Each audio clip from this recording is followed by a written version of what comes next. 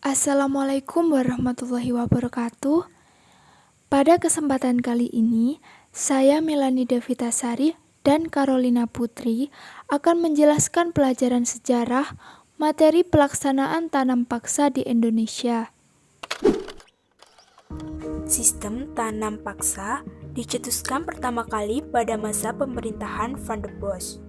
Latar belakang terjadinya sistem tanam paksa yang pertama, sejak awal abad ke-19, pemerintahan Belanda mengeluarkan biaya yang sangat besar untuk membiayai perperangan sehingga harus menanggung hutang. Yang kedua, pada tahun 1830, untuk menyelamatkan Belanda dari kebangkrutan, diangkatlah Van der Bos untuk menjadi gubernur jenderal di Hindia Belanda. Yang ketiga, Van der Bos memusatkan kebijakannya pada peningkatan produksi tanaman ekspor. Yang terakhir, tujuan pemerintahan Van der Bos adalah mengisi kembali kas keuangan Belanda yang kosong melalui pelaksanaan sistem tanam paksa atau kulturstelsel. Ketentuan dan pelaksanaan sistem tanam paksa. Pelaksanaan tanam paksa banyak menyimpang dari ketentuan pokok. Penyelewengan pelaksanaan sistem tanam paksa itu diantaranya adalah ketentuan. Yang pertama, setiap desa menyediakan 1/5 dari tanahnya untuk ditanami tanaman komoditas ekspor. Yang kedua, tanah yang ditanami komoditas ekspor bebas dari pajak. Yang ketiga, kegagalan panen akibat faktor alam akan ditanggung oleh pemerintah. Yang keempat, kelebihan hasil panen akan dikembalikan kepada penduduk. Yang kelima, pelaksanaan tanam paksa diawasi oleh pemerintah Hindia Belanda. Yang terakhir, penduduk yang bukan petani wajib kerja di perkebunan dan pabrik milik pemerintah. Yang berikutnya, pelaksanaan. Yang pertama, tanah yang ditanami lebih dari 1/5 bahkan seluruhnya. Yang kedua, tanah yang digunakan untuk tanaman ekspor masih dikenakan pajak. Yang ketiga, apabila terjadi kegagalan panen akibat faktor, tetap ditanggung pemerintah. Yang keempat, tidak ada pengembalian kelebihan hasil panen.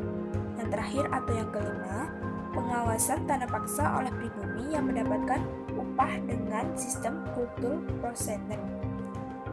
Perlu diketahui, melihat aturan-aturannya, sistem tanam paksa tidak terlalu memberatkan. Namun, dalam pelaksanaannya sangat menekan dan memberatkan rakyat. Adanya kultur prosenten yang menyangkut upah yang diberikan kepada penguasa pribumi berdasarkan besar kecilnya setoran ternyata sangat memberatkan rakyat. Untuk mempertinggi upah, maka penguasa pribumi memperbesar setoran.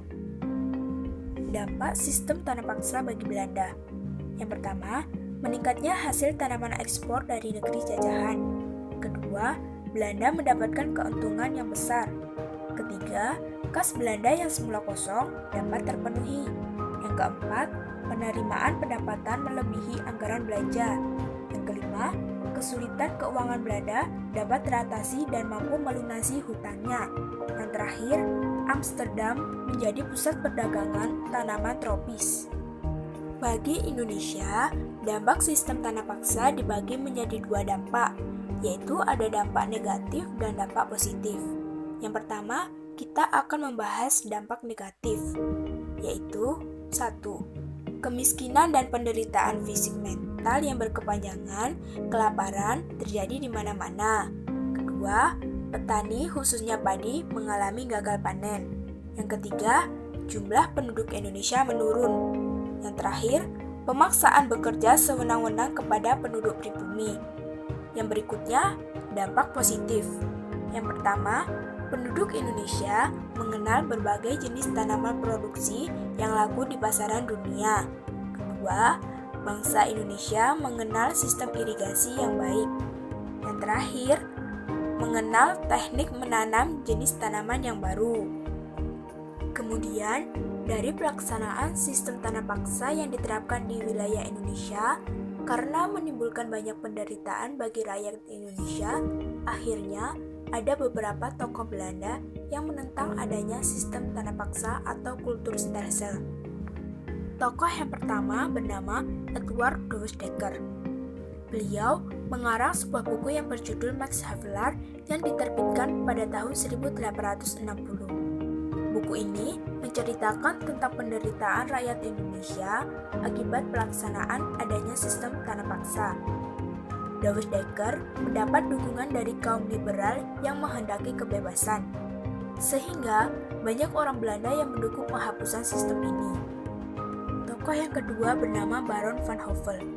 Selama tinggal di Indonesia, Baron van Houvel menyaksikan penderitaan bangsa Indonesia akibat sistem tanah paksa.